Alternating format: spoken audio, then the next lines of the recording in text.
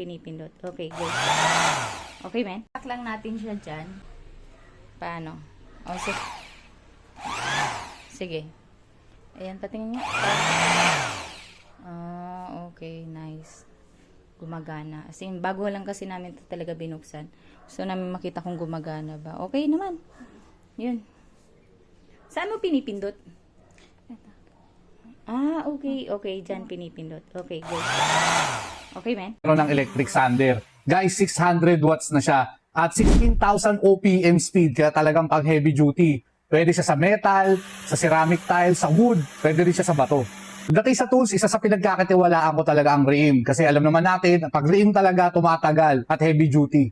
Kasama na sa package na yung mga panliha. Meron din siyang air vent dito sa taas kaya hindi siya madaling mag-overheat. Ito naman ang kanyang power switch sa ilalim.